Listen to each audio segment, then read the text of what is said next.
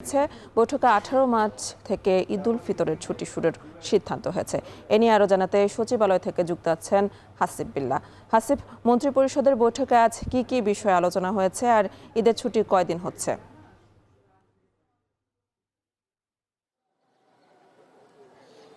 মূলত মন্ত্রিপরিষদের বৈঠক যে সাধারণত বৃহস্পতিবার হয়, এই সরকার গঠনের পর গত বৃহস্পতিবার ২৬ তারিখ বৈঠক হয়েছিল এবং তারপরে আজকে বৃহস্পতিবার এই বৈঠকে মন্ত্রিপরিষদ সভায় মূলত প্রাথমিকভাবে সিদ্ধান্ত হয়েছে সরকারি ছুটির ব্যাপারে।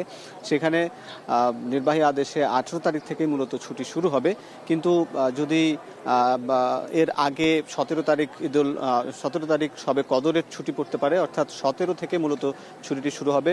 17, 18, 19, 20 এবং 21 তারিখ যদি ঈদ হয়, এর পরের 2 দিন 22 তারিখ পর্যন্ত প্রায় 7 দিনের ছুটি পাবেন সরকারি কর্মকর্তা এবং কর্মচারীরা। এছাড়াও এটি কিন্তু যারা কর্মজীবী মানুষ সবার জন্য এই ছুটি নির্ধারিত হবে এবং এইটি মূলত প্রাথমিকভাবে সিদ্ধান্ত। এর পাশাপাশি আরও কোনো সিদ্ধান্ত হয়েছে কিনা এখন পর্যন্ত জানা যায়নি। মন্ত্রীরা বের হয়ে গেছেন।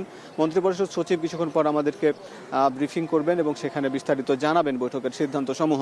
তবে এছাড়াও প্রধানমন্ত্রীর আজকে আরও 3টি বৈঠক রয়েছে। তার মধ্যে উল্লেখযোগ্য বিষয় যে প্রবাসীদের বৈদেশিক কর্মসংস্থান বৃদ্ধির ব্যাপারে আলাপ আলোচনা হবে এবং সেজন্য একটি যে কমিটি গঠন করা হয়েছে সেই কমিটির সঙ্গে প্রধানমন্ত্রী বৈঠক করবেন। সেই কমিটি আর বৈঠক ইতিমধ্যে শুরু হয়ে গেছে এবং এছাড়াও যেহেতু রেমিটেন্সের মধ্যপ্রাচ্যে কোনো প্রভাব পড়বে কিনা সে বিষয়গুলো নিশ্চয়ই আলোচনা হবে। এছাড়া এরপরে যেসব হাইটেক পার্ক এবং যে সফটওয়্যার টেকনোলজির পার্কগুলো যেসব বন্ধ রয়েছে সেগুলো কিভাবে চালু করা যায় এবং রেমিটেন্স বা ডিজিটালাইজেশনের যে যুগের যে সুযোগ, সেই সুযোগগুলো আরও কিভাবে বাড়ানো যায়, কর্মদক্ষতা তরুণদেরকে কিভাবে কাজে লাগানো যায়, এই বিষয়গুলো নিয়ে আরও একটি বৈঠক রয়েছে এবং এরপরে আরও দুইটাই বৈঠক রয়েছে। সব মিলে প্রধানমন্ত্রী আজকে কয়েকটি বৈঠকে অংশ নেবেন।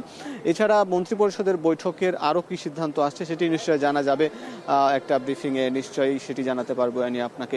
এই ছিল আজকের সচিবালয়ের খবরাখবর। সচিবালয়ে মন্ত্রিপরিষদের বৈঠক অনুষ্ঠিত হয়েছে আর সে খবরই জানাচ্ছে